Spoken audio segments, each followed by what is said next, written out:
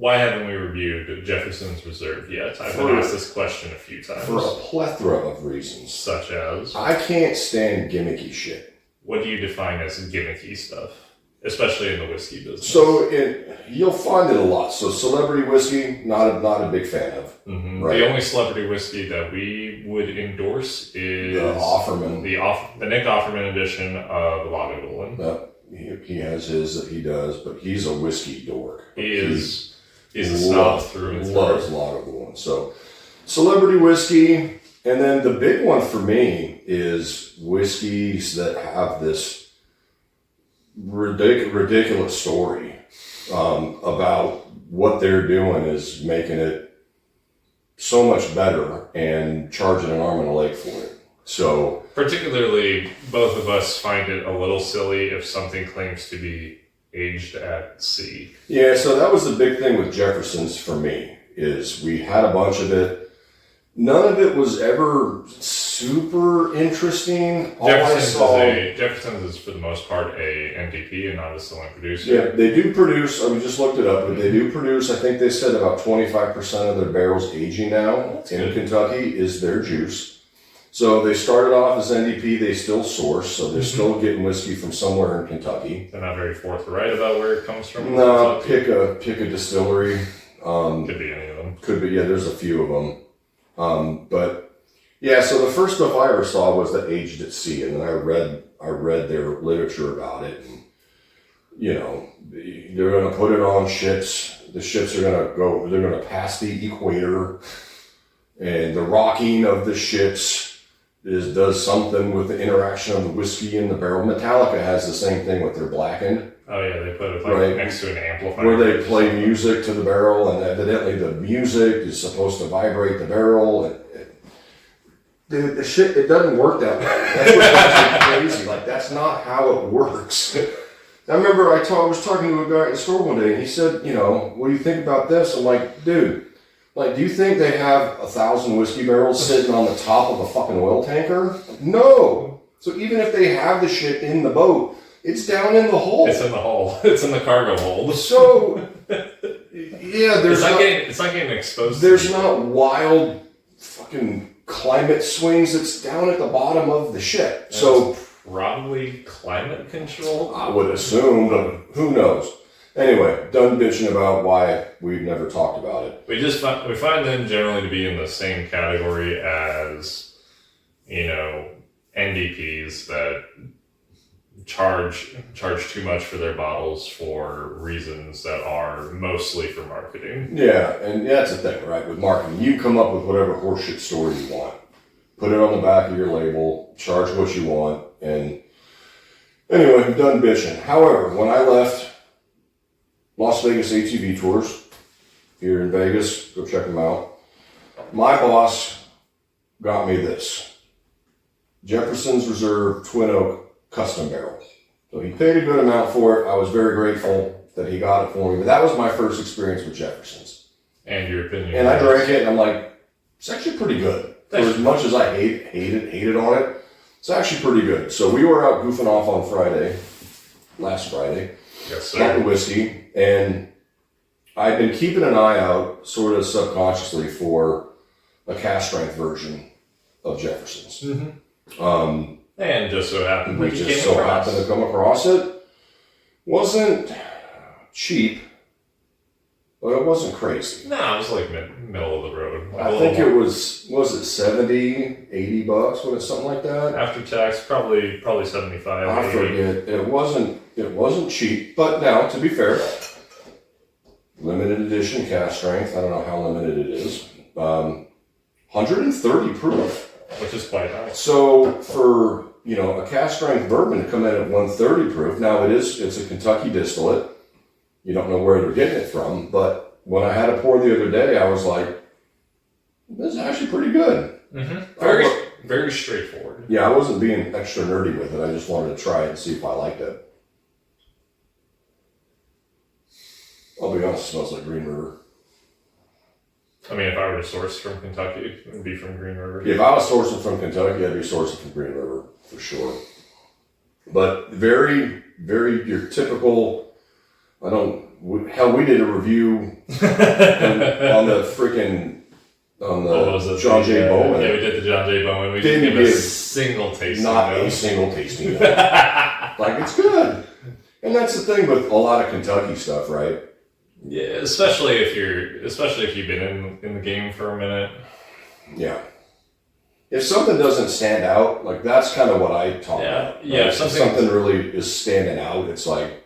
Yeah. However, Kentucky, if it's straightforward, cherry. It's good. Yeah. So we haven't talked about this before. So what are your typical bourbon tasting notes? Vanilla. Caramel. Some sort of an oak or barrel char, typically. I hope so. Depending where they're sourcing it from, you're getting red fruits typically. So you can get, like a cherry. You can get like a medicinal cherry, like a Luden's cough drop cherry, like a concentrated cherry. Yeah. So those are the typical notes, and you're going to hear people. That's why we don't get into it very often. Because here's the trick: if you're kind of new to bourbon, right, and you're out with your buddies or whatever, and or you're at a whiskey share, and everybody, oh, I smell this or I taste this. Those are the simple ones to you just yell those out. Just throw them out there like with fucking a Yahtzee roll or something. Because it's a fiery game. That shit's going to be in all bourbon. So that's what. And I've watched enough reviews where like, oh, I get oak and cherry and vanilla. Like, no shit, you're drinking bourbon. Of course you're going to get those. Now, into what percentages, what stands out more? That's where you can really. That's where you start nerding out about stuff. But for the most part, like. That's why we really don't focus on tasting notes. It's more a matter of where does this fall on, like, the palate? Well, like, how intense is this? How odd is this? Now, for 130 proof, it's pretty. It smells delightful. It's pretty light for 130 proof, which is a funny thing to say. Yeah, like a light fruit cocktail. Mm-hmm. Like, I like that. You got your sugars, your little bits of caramel. Obviously, your vanillas. I mean, we just talked about it. It's silly. Makes you wonder how old it is. Yeah, they don't say.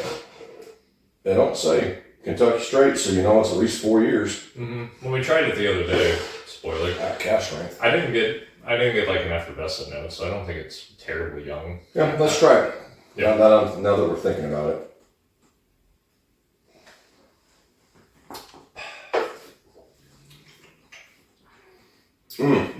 There's a proof. Yeah, there she is. Boy, you feel that just going down. Yeah. Pretty damn good. That's probably on the younger side, all things a little considered. bit. But then you mentioned effervescence. There's like a hint of that. No, I get a little bit. Just a hint. By the by, we just got done talking about, we don't really talk about tasting notes. The note that you usually come up with, that took me a long time to resonate with, was an effervescent notes. Mm-hmm. And after years of trial and error, we've attributed that bubbliness to younger whiskey. I get it a lot in younger whiskeys. Now, I've seen other people talk about bourbons that are old, that are 10 years old, 12 years old, and they still get it. And I think I've gotten it on a few that are older, age stated. So it's not like a hard, fast rule where it's only young whiskey, because you will get it on other ones. However, for me, it probably has something to do more with how the barrels are stored and how they're worked. But who knows? For our purposes, at least for the vast 90% of cases, most of when I get effervescence, it's youth. It's a little bit of youth. Now, I don't mind that, because some people, when they get youth in whiskeys, they get like a green note, like a unripe, like a green tree, or so it's just an odd note, and you don't know what you're going to get until you develop your palate, and then you start to, this is, like some people with young bourbons, they get like an unripe banana. Like, if you ever smelled it, not like eating it, but smelled a green banana, I can see that. So you can get those sometimes too. Maybe there could be something that we could develop where we can draw a difference between like a ripe note and the effervescent note, since the effervescent note has been found in older whiskeys. Yeah, a little bit. I don't get it too often, but this one I get, so I'm going to assume this is a little bit on the younger side. Mm-hmm. Which we also deduced from the color. Yeah, it's not particularly it's not dark. super dark, more like a light copper. Mm-hmm. When you smell it and taste it, I'm not getting a bunch of barrel char or a lot of sweet oak, which that's pretty common with older whiskeys as well. But this is just good. Yeah. I'm going to have another one.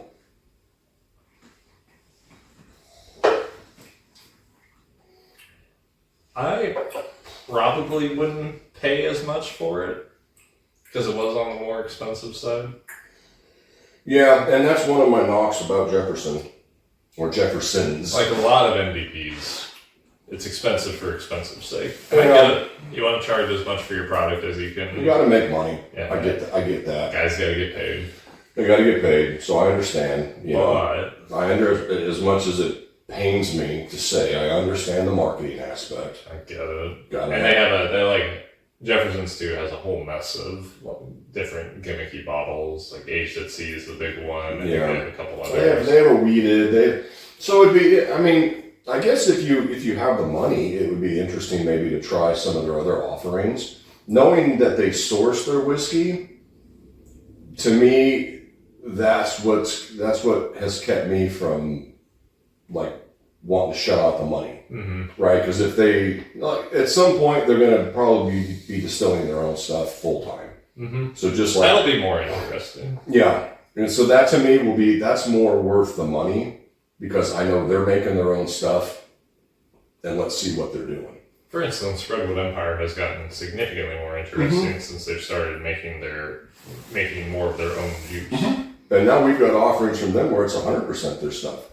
So it's super interesting. It's kind of unfair when you compare NDPs, because it's like, why would I buy Jefferson's Reserve at cash strength when Smoke Wagon Uncut Unfiltered sits on the shelves all the time? Yeah, now for it's like $60. I think we saw it at $58.95 at the Spookity Spooks. Now, to be fair, the Uncut Unfiltered comes in about 117-ish proof, 115, 114. But in general, it's older. This is 130. It's 130 proof. I appreciate the proof. That's nice. Yeah, no, I do too. Now, like you just commented, though, I think this will probably be one of those bottles that buy once and try it. But I probably at the price because, like you said, it wasn't cheap. I mean, I spent all my whiskey money. I blew all my buy money, all my bribe money, 4 of my best IDs, and I am nowhere. Back I'm less than nowhere. I think I'm being followed. Some Ocean's reference. For those of you just tuning in. Yeah, we did. And, it's good. Yeah, I'm glad you bought it. Let me say this. I'm not disappointed I bought it. Not at all. I'm glad I bought it. It tastes good. Is it the most complex thing in the world? Nope. No. It's pretty straightforward. Pretty straightforward. It does, like I said, for me, I get a little bit of youth, a little bit of effervescence. But if you're looking for super high proof stuff, let's say you don't own the Smoke Eye Hills. Let's say you don't own the Jack Daniels Coy Hill. Let's say you don't have a bunch of, the Cowboy, that just takes the cake. Let's say you don't own a bunch of Stag Juniors or something like that. And if you can see this on the shelf and you want to add a very high proof offering to your bar or to your collection. I could see this being a good introduction. It'd be cool.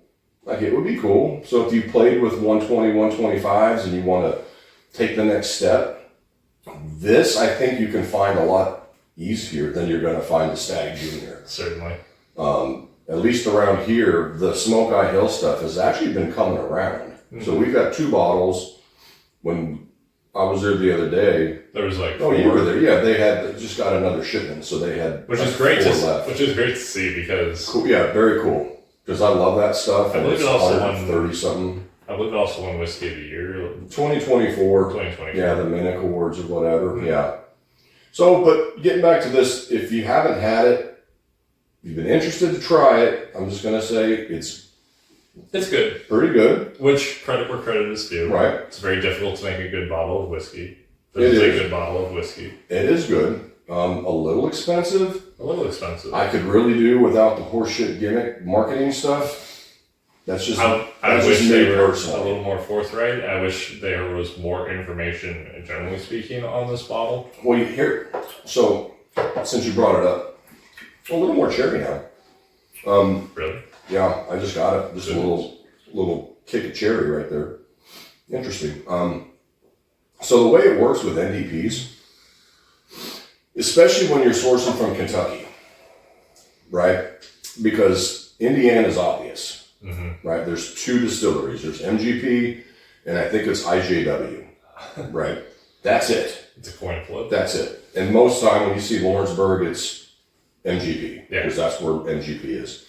Now in Kentucky, the thing with Kentucky is, if we had a brand and we source from Kentucky, Green River's cool with you telling people that you source from Green River. They're like, fuck yeah, we made it. Put it on the bottle. Hell yeah.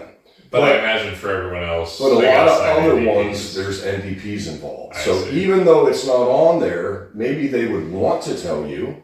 Maybe they wouldn't, but maybe they would want to tell you, but they just can't. NDPs isn't the right word. NDAs. Yeah, Non-disclosure agreements. NDAs. I'm sorry. Yeah, we talk about NDPs. NDC. Yeah. So NDAs. Yeah. They have to sign NDAs. They're probably not allowed to disclose where they got which their is why, juice especially now with all the nerds and stuff, that we understand different, amounts of rye and mash bills and which distilleries make those products. So they're not even putting the amount of rye that's in the mash bill that they're getting. So Actually, I don't get that. Who cares? some companies are just like that, man. They just, yeah, we'll sell you bottles, and legally, all they have to do is say distilled in Kentucky, right? Just state of distillation. Like I said, in Indiana, it's easy because there's Two. MGP. They're the giants. Of the Kings. Oh, now Ross and Squid, but Everyone still calls them still call it MGP. MGP. I still call Stag Junior, even though they changed with the new bottles at Stag, and I'm like, I've been threatening to draw in marker junior on that new bottle. is Mama name play? I'm gonna call him play. Mama call him play. I'm gonna call him play. That's a Coming to America reference. But Who next? who next? Yeah. So anyway, this is good. Probably won't buy a whole lot more just because of the price, because it's not inexpensive. If you have a lot of money and you're particularly interested in this brand, it could be interesting to do a comparison of all the different varieties of Jefferson's. Yeah. However, it's just not our style. Jefferson's Reserve is pretty much in the same wheelhouse as Nulu or even Blue Run is. Yeah. It's not interesting enough to warrant a whole deep dive. Yeah. Like I said, I'm glad we bought this bottle. I don't regret buying it. Glad it is added to the collection. It's glad your parting gift is now not alone in the collection. Right. You got a brother now. Yeah. So anyway, if you're interested, try it. Like I said, the proof. That's impressive. If you haven't gotten a lot of high proof stuff and you want to try something really high proof, this does a good job, because it's not, at least for me, it's not blowing me away. I mean, the first sip, You could feel like, that's fun when you feel it all the way down. They call that the Kentucky The Hug. old Kentucky hug. But yeah, pretty good. Wouldn't go crazy for it. I wouldn't pay a shit ton of money for it. So if you're in a store where you got owners that are like, oh, it's whatever, we're going to charge $150 for it. It's not $150 good. I don't know that it's $90 good. But for a one and done, It's alright. now if it came in at 60, Yeah, it'd be better. because that's Stag Juniors. Retail, they're 60. If they could do 55, that'd be even better. It'd be it'd be hard to pass that up for 130 proof. But Yeah, it's cool. If you want to get it, they can be found.